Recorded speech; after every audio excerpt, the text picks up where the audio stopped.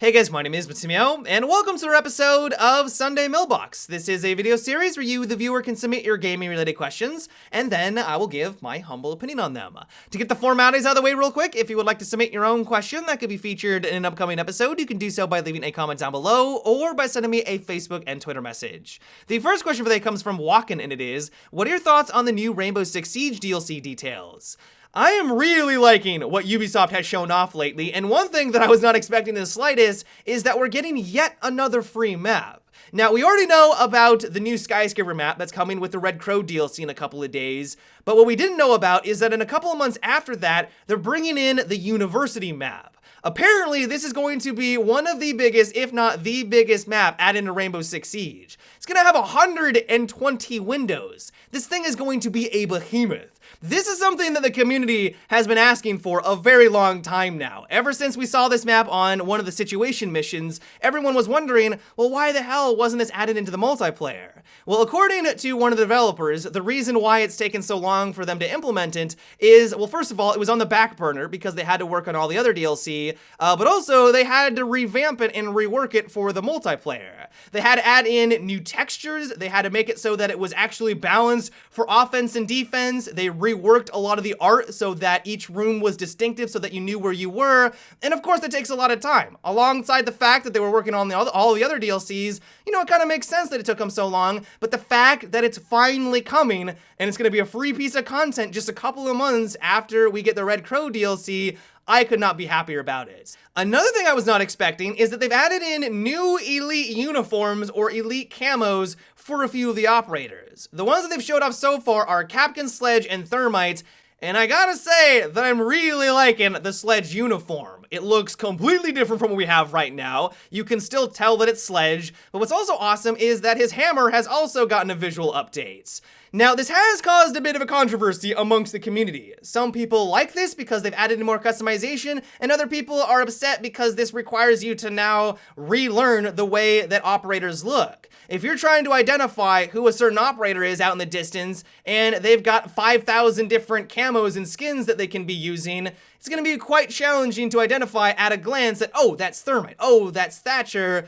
and that might put you at a slight disadvantage. Now, of course, eventually everyone will be able to learn these new skins, but I think the fear of these players is that in the future, if they continue down this line and they add in loads of new elite skins, it might get to the point where each operator has 2, 3, 4, 5 different skins that they can have, and it's just going to muddy the water and make it much more challenging to identify who the hell you're fighting against. And that is a valid argument, that absolutely is, but on the other side of the coin, this is just another way, hopefully, that will allow this game to prosper in the future without adding in paid DLC. One of the reasons why I and a lot of people adore this game is that we don't have to pay for new maps. We don't have to pay for new operators if we don't desire to, and the way that they're able to pay their developers, because at the end of the day, this is a business, they do need to make money, is by adding in microtransactions. And so, in my opinion, as long as things don't get too crazy, I know one thing that people aren't too thrilled by is that Thermite looks like his hands are on fire and he's performing some sort of magic trick at the end.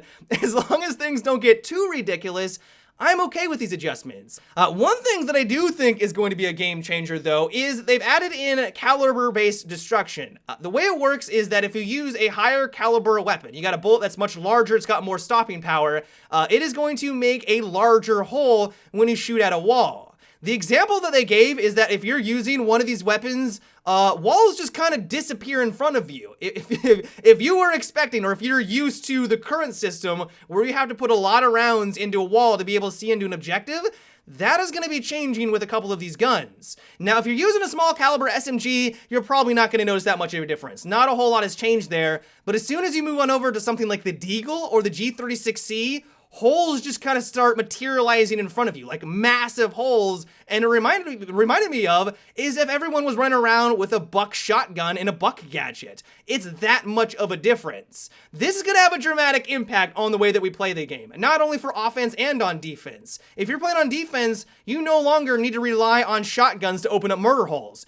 you can pretty much do this with some of the guns. Like, you're going to be able to have a wider selection of weapons, especially if you have a deagle, to just open up a bunch of holes so that you can see into the objective room or open up different lines of sight. On offense, if you do need to open up holes, you don't need to rely on a breaching charge. You don't need to rely on a sledge. You can now do that yourself with some of these assault rifles. And while you're not going to be able to just jump through these holes because the wood is still going to be there, these different operators are still going to have their place. If you're worried that sledge and buck are going to be obsolete, don't worry, they're still going to have their place in the game, but it is going to be a game changer. It's hard to say how much of an impact this is going to have on the way that we play the game, but I have a feeling that it is going to be significant. All in all, though, I am really excited about this new piece of content. I know that we've been going on and on with this question, but before I get to the next one, I want to know what you guys think about it. Are you excited about the caliber-based destruction? Are you looking forward to the new map? Or are you disappointed that they're adding in these new elite skins and you don't like the direction that they're taking with it? Let me know down below. The next question comes from Josh, and it is, what is your opinion on the weapons in Battlefield 1? It seems to me that for each class, only 2 guns are used, and all the others are left due to them not being as good. Yeah, for the most part, I would agree with this statement. The weapon balance in general, I think in Battlefield 1 is pretty solid. Like, across the board, each class can be viable. Some would argue the support class is weaker, it could use some loving, but on average, you play as a kit and you use the right gun, you're gonna be very successful.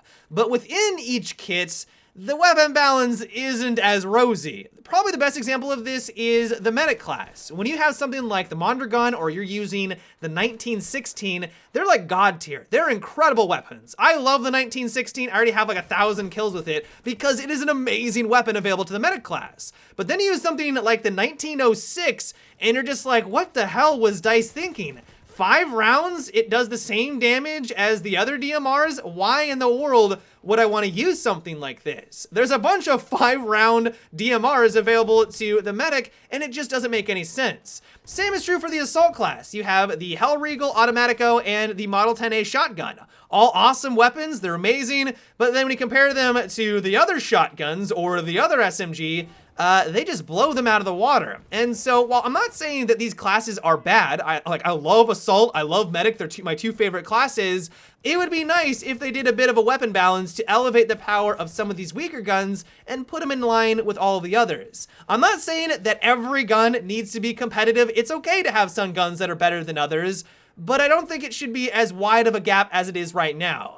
There's not a lot of weapons in Battlefield 1. This is probably one of the biggest critiques that people have kind of come away with the game, is that there's not a lot of weapon variety. And while they can remedy this with future DLC, they can bring in more content that way, I think one way that they can resolve this issue is by simply making a fewer of these weaker guns and bringing up their power a bit. So we of course don't want them to be overpowered, but we do want them to be viable. And so I'm right there with you. Hopefully DICE is going to be making some small subtle adjustments in the future to bring up their power so that we have more variety when we are playing as these classes. The next question is, what do you think about adding a system for the medic class in Battlefield 1? If you play as a medic and you spot a dead body away from you, a message will pop up for the player informing him that you're going to revive him.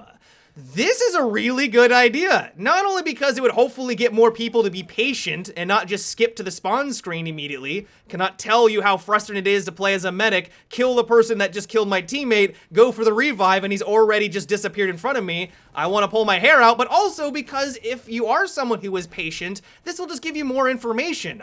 I am someone who will wait the 10 to 15 seconds for the kiss of life. If I see a medic in that left-hand corner, I'm gonna give them the benefit of the doubt. They might be clearing out the area, ensuring that there's no enemies nearby. They could be healing and reviving someone else, and so I'm gonna wait for them to mosey on over to bring me back up. Sometimes though, you sit there and they don't really do a whole lot. They kind of fluctuate in between getting closer, further away. It's like, are you coming to get me? Are you coming to get me? And eventually they don't, and you just get back to the deployment screen because you waited too long. And so if they added in a system that would allow you to communicate like this, I think it'd be a great step in the right direction. Now, the only downside that I could think for this is that it could actually add in more confusion. If someone is playing as a medic and they have no intention of reviving you, but they're just kind of spotting all the enemies that are nearby, and it accidentally says, hey, I'm gonna come on over and revive, you might sit there for a good 15 seconds expecting him to do it, and he has no intention of doing so. And while it wouldn't be the end of the world, because I probably would have waited anyways, I could see where this would lead to some frustration. If someone's saying that they're gonna revive you and they never do, you would have rather have gotten back to the spawn screen so that you could have gotten to the action faster. And to have that happen over and over could lead to some annoyances. All in all, though, I think this is a very interesting idea. Who knows if DICE would ever add something like this into Battlefield 1? Some of you may not even want something like this added on in because of the problems that we just listed, but it could be an interesting way at solving an issue that we have right now when we are playing as a medic or when we are waiting for a revive. But yeah, guys, that is about it for today's Sunday Mailbox. I hope you enjoyed. Give me your thoughts on what we discussed in today's video. Do you agree with me that the weapon balance is a little off for some of the classes? Do you completely disagree with me and you think it's fine? Let me know down below. As always, if you would like to submit your own question for an upcoming episode of Sunday Mailbox, you can also leave a comment down below or by sending me a Facebook and Twitter message. But until tomorrow, guys, have a good one and take it easy.